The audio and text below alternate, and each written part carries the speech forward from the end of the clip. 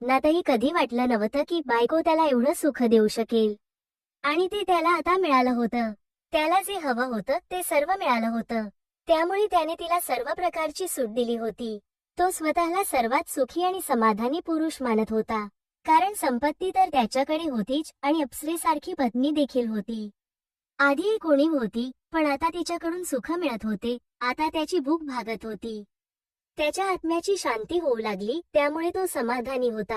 पण हे समाधान आपल्याला देण्यामागचं नेमकं तिचं कारण काय, याचा शोध मात्र तो सारखा घेऊ लागला.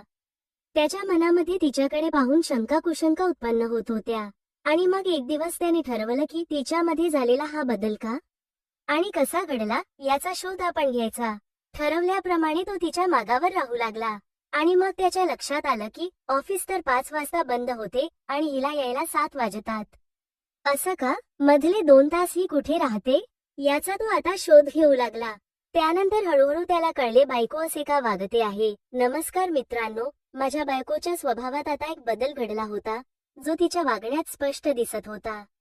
तिच्या गालावरची लाली तिच्या मनातील आनंद व्यक्त करत होती. ती मनातून अत्यंत आनंदी होती आणि तिच्या चेहऱ्यावरचे तेज पाहून तो आश्चर्यचकित झाला. नेहमी उदास आणि निराश असणारी ती आज प्रफुल्लित आणि आनंदी वाटत होती. तिचा चेहरा चमकदार आणि टवटवीत दिसत होता आणि तिच्या सजण्यात एक अनोखा उत्साह दिसत होता. आरशात स्वतःला पाहणे आता तिचा आवडता छंद बनला होता. पण अगोदर या सर्व गोष्टी ती करत नव्हती. त्यांच्या लग्नाला आता 6 वर्ष होत आली. तो रोज तिच्यासोबत प्रेम करायचा. तो रोज तिला खुश ठेवण्याचा प्रयत्न करायचा. तिला रात्री उत्साहात आणण्याचं काम त्याच्याकडे होत, पण ती काही त्या कार्यांसाठी तयार होत नव्हती. ती कधीच त्याला प्रणयासाठी साथ देत नव्हती. त्यामुळे तो खूपच नाराज होत असे. तो तिला लांब सरकवून झोपायचा. ती अगदी तशीच होऊन राहायची, जणू ती एक मूर्ती आहे. तिला कशातच उत्साह नव्हता, हे त्याला आता हळूहळू कळून चुकलं होत. आणि त्यामुळे तो देखील शांत होत नसायचा. एवढी सुंदर अप्सरेसारखी पत्नी असतानाही तो कधीच खुश झाला नव्हता. आणि तेवढी सुंदर असतानाही तिने सुद्धा कधीही असलेल्या गोष्टी समजून घेण्याचा प्रयत्न केला नव्हता. पण अचानक तिच्यामध्ये असा बदल झाला, ते पाहून त्याला खूपच आनंद झाला. ती स्वतःकडे लक्ष देत होती आणि विशेष म्हणजे आता ती त्याला खुश करू लागली होती. त्याची काळजी घेत होती. पण अचानक हा बदल तिच्यामध्ये कसा आणि का घडला याचं कारण तो शोधू लागला. पण त्याचा त्याला काही शोध लागत नव्हता. पण खूप दिवसानंतर तो खुश होता.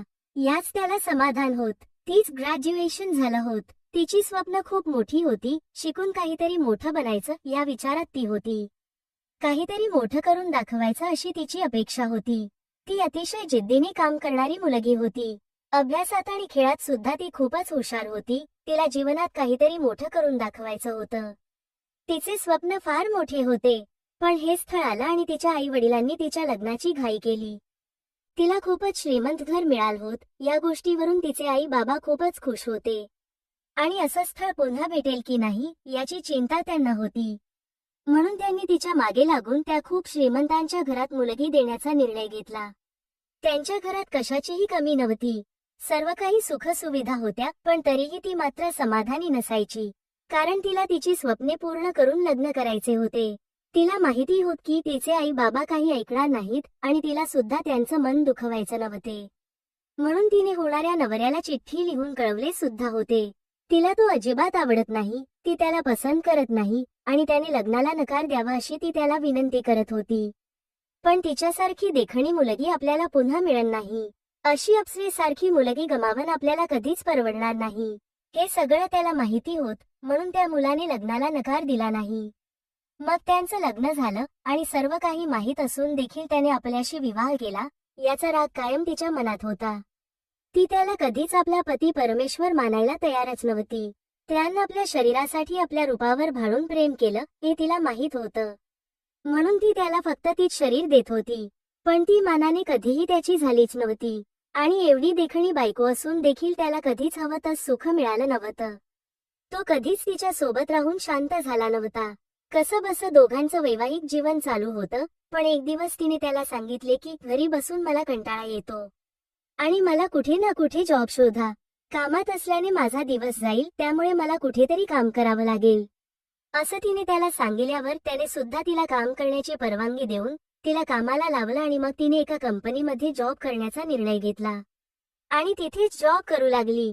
काही दिवसांनी तिथली ती मॅनेजर बनली होती आणि तिला कामावर रुजू होऊन आज जवळपास 5 ते 6 महिने झाले होते. पण या 3-4 महिन्यांमध्ये तिच्यामध्ये खूप काही बदल होत होता. त्याला वाटत होते की ती कामात गुंतल्यामुळे तिच्यामध्ये हा बदल घडवून येत आहे. कामात असल्याने ती आता आनंदी आणि प्रसन्न राहत आहे, त्यामुळे तो तिच्यात झालेला हा बदल स्वीकारत होता आणि मनोमन आनंदित होत होता.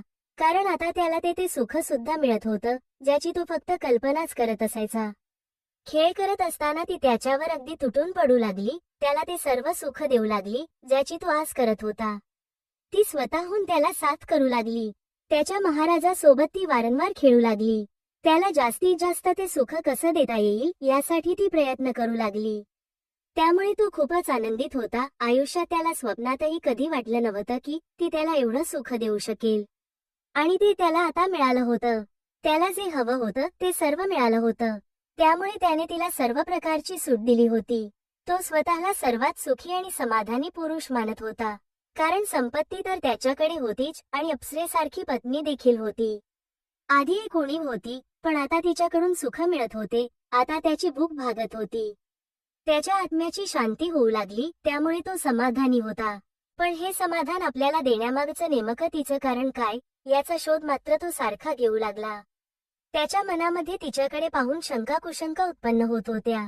आणि मग एक दिवस त्याने ठरवलं की तिच्यामध्ये झालेला हा बदल का आणि कसा घडला याचा शोध आपण घ्यायचा. ठरवल्याप्रमाणे तो तिच्या मागावर राहू लागला. आणि मग त्याच्या लक्षात आलं की ऑफिस तर 5 वाजता बंद होते आणि हिला यायला 7 वाजतात. असं का? मधले 2 तास ही कुठे राहते याचा तो आता शोध घेऊ लागला.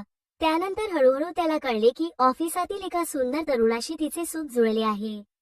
मग तो तिच्या मागावर राहू लागला आणि मग त्याने एका दिवशी तिला एका गल्लीत जाताना पाहिले. तो तिचा पाठलाग करत तिच्या मागे मागे गेला. ती एका घराच्या दारासमोर उभी राहिली. तिने बेल वाजवली. आतून दार उघडले गेले. तिने आतमध्ये प्रवेश केला आणि दार पुन्हा बंद झाले. हे पाहून तो घराच्या पाठीमागच्या बाजूने जाऊन खिडकीच्या फटीतून तिला पाहण्याचा प्रयत्न करू लागला. आणि पाहतो तर काय, ती त्या तरुणाच्या गळ्यात पडली होती. तिने त्याला घट्ट आलिंगन दिले होते आणि ती त्याच्यावर आघाशासारखी तुटून पडली होती. त्यामुळे दोघांचाही वेग वाढला होता. त्यांचा तो आवाज ऐकून तिचा नवरा सुद्धा बाहेरून उत्साही होत होता. तिचे ते रूप पाहून तो थक्क झाला. त्या दोघांना या अवस्थेत पाहून त्याला आश्चर्य वाटले. तिचा नवरा बाहेरून ते सर्व दृश्य पाहत होता. तिचे असे रूप पाहून तो अवाक झाला होता. ती त्याच्यासोबत मग्न होती. दोघांचाही आवेग वाढला होता आणि मग आता हळूहळू दोघांचीही शांती झाली आणि दोघांचाही वेग ओसरला. मग ती उठली. तिने केस विंचरून टिकली बरोबर कपाळावर लावली आणि ती तिथून निघाली. ती घराच्या दिशेने जात होती आणि तिचा नवरा रस्त्यात एका हॉटेलवर थांबून विचार करू लागला. त्याला खूप क्रोध आला होता. रागाने त्याचे शरीर थरथरत होते.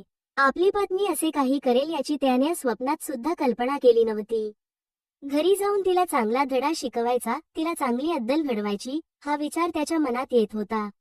रागाने त्याचे डोळे लाल झाले होते. काय करू आणि काय नको असे त्याला वाटत होते. पण काही क्षणानंतर अचानक त्याच्या डोक्यामध्ये विचार आला की तिच्यात झालेला संपूर्ण बदल हा फक्त या कारणामुळे झाला. हे आता त्याला कळून चुकल होत. त्याच्या लक्षात आलं होतं की तिच्या या प्रेम प्रकरणामुळेच आपल्याला सर्व सुख मिळत आहे. आणि जर आपण त्यामध्ये विघ्न आणलं तर ते जे सुख आपल्याला मिळत आहे ते सुख मिळणे बंद होईल. नंतर त्याला कळले की ती स्वतः खुश नव्हती, म्हणून ती त्याला खुश करू शकत नव्हती. जेव्हा माणूस स्वतः खुश नसतो तेव्हा तो दुसऱ्यांना खुश करू शकत नाही. म्हणून आता ती अगोदर शांत आणि सुखी होऊन येते आणि नंतर येऊन मला खुश करते. आणि जर आपल्याला ती शांती हवी असेल तर ह्या सगळ्या गोष्टी आपण इथेच सोडून द्यायला पाहिजेत. असा विचार करून तो घरी निघाला.